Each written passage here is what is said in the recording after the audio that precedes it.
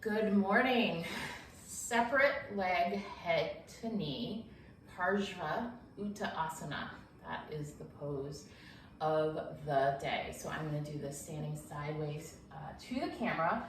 You're going to stagger your stance a little bit. That back foot is going to come out at about 30 degrees and the front foot is going to stay at 90 degrees, which I have to say in yesterday's position, I called it wrong, where I said 30 degrees on a front foot and it was actually 90. So my apologies for that if you might have picked up on that. If not, I always like to own that stuff. So anyway, it's a fairly short stance.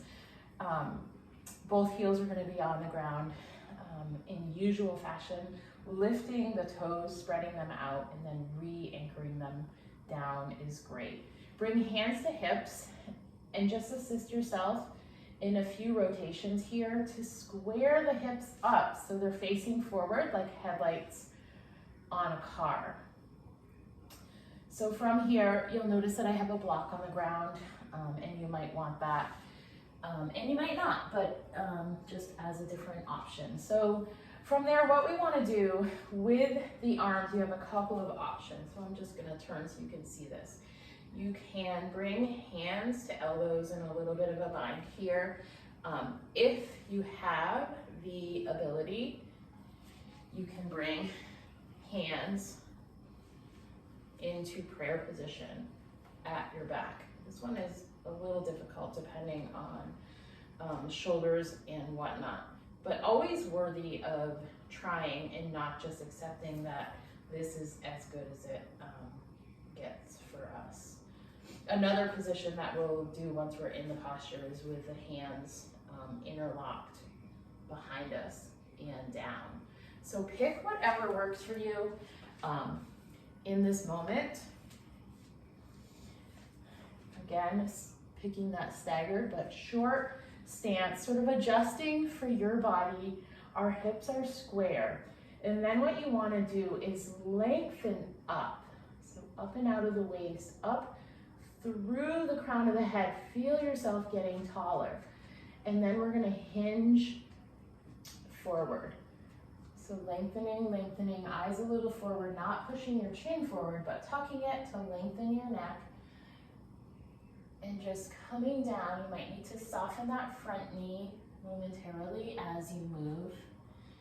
Continuing to sort of lengthen. And coming to wherever works for your body with the aim of really bringing your torso as close to your thigh as you can without compromising anything else. So you really want to be sitting evenly in your hips. So with that front leg, think about pulling back in the hip crease, but lengthening up through the sit bones. Usually we talk about grounding down through the sit bones.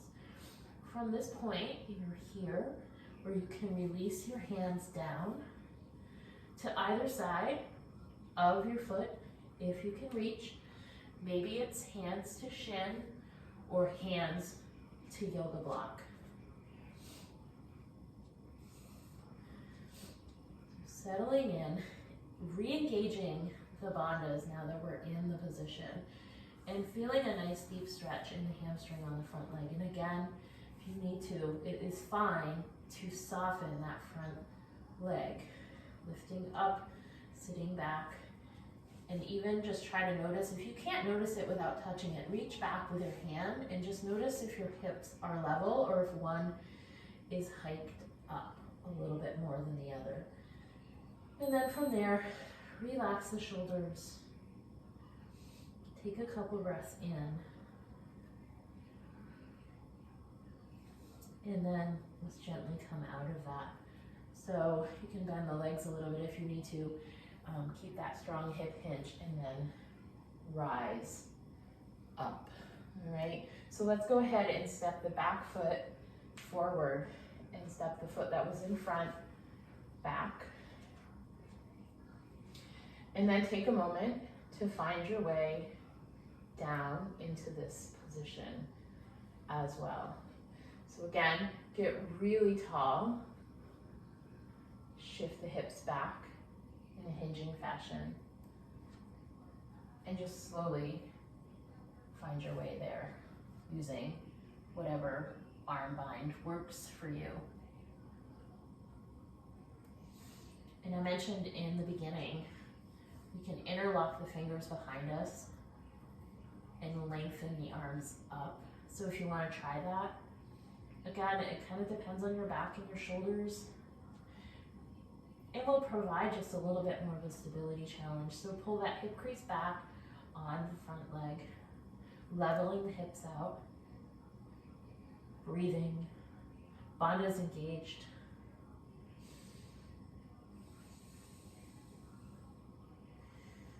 Observe the body.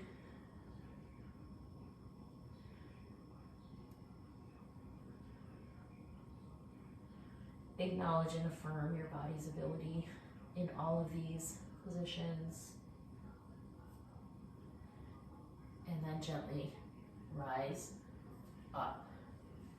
Don't force, just kind of honoring. So Parshvauttanasana, separate leg, head to knee, representing reverence. You know, reverence for what we can do with yoga poses, reverence for what we do with our fitness, and reverence for just sort of the enormity and pace of life that we live in our own little pod, if you will, in our own family, but in our community and in our world as well. So thanks for being here today.